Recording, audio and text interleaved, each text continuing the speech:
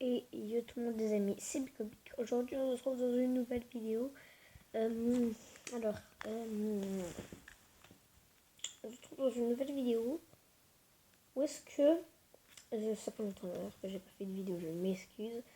Est-ce que je vais faire un concept que je n'ai pas l'habitude de faire. Je vais expliquer des histoires sur les SCP. Et voilà, je vais expliquer des histoires sur les SCP.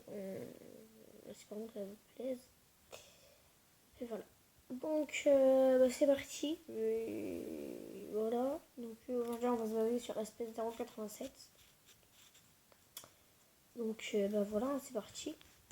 Donc, je vais raconter l'histoire de SP087. Pas... Non, je vais pas vous raconter l'histoire, mais je vais vous raconter des trucs. Voilà. Donc, j'ai écrit un petit texte. Donc, voilà. C'est parti, je peux vous lire. Alors, SCP-087 est situé sur le campus. La porte menant à SCP-087 est construite en acier renforcé avec un mécanisme de verrouillage à libération électrique. Elle a été camouflée pour ressembler à un placard de concierge conforme à la conception du bâtiment. Le système de verrouillage sur la poignée de porte ne sera pas déverrouillé à moins que Volt ne soit appliqué en conjonction à une rotation anti-horaire de la clé. L'intérieur de la porte est doublé avec 6 cm de rembourrage en mousse industrielle. En raison des résultats de l'exploration finale, aucun personnel n'est autorisé à accéder à SCP-087. SCP-087 est une cage d'escalier non éclairée. Les marches descendant d'un angle de 38 degrés par série de 13 marches avant d'atteindre une plateforme semi-circulaire d'approximativement 3 mètres de diamètre. La direction de descente tourne de 180 degrés à chaque plateforme. La conception de SCP-087 limite les sujets à une porte visuelle. Donc voilà, comme vous avez pu remarquer, SCP-087 c'est un escalier sans fin. Et puis à un moment c'est très flippant. On peut entendre en fond les bruits d'un garçon qui pleure et qui dit à l'aide en boucle. Et voilà. Donc attendez. La semi-circulaire, je retrouve l'endroit que j'étais. Visuel. D'environ 1,5 FL, soit environ 45 mètres, une source lumineuse est requise pour tout sujet explorant SCP-087 en raison de l'absence d'appareil d'éclairage ou de fenêtres. Les sources de lumière de plus de 75 watts ont été montrées inefficaces car SCP-087 semble absorber toute lumière excessive.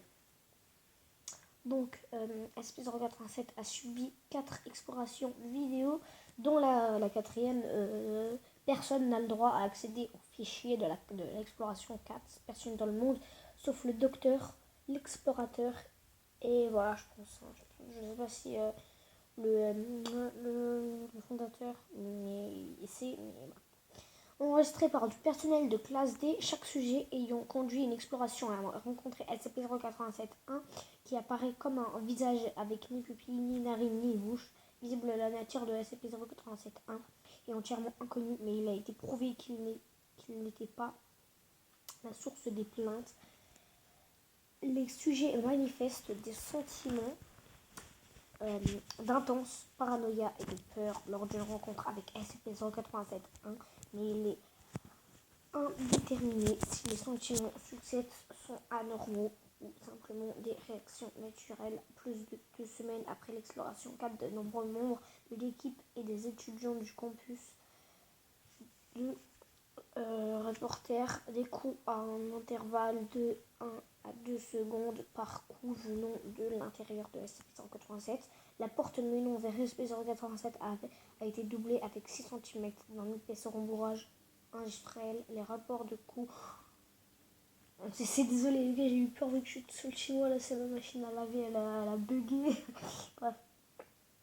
Le personnel autorisé peut se référer au document de SCP-087-1 à 087-4 pour la transcription des explorations 1 à 4. Voilà, c'est la fin du texte que je vous ai écrit. Donc la vidéo s'arrête dans même pas 15 secondes. Vu qu'il est marqué là, c'est à 5 minutes 8 et la vidéo doit s'arrêter à 5 minutes 26 parce que c'est que la mémoire que j'ai. Donc voilà. Donc j'espère que cette vidéo vous aura plu. Dites-moi si vous voulez que je continue ce concept, si vous aimez ce concept. Et voilà. Donc n'oubliez pas qu'une journée sans rire est une journée perdue.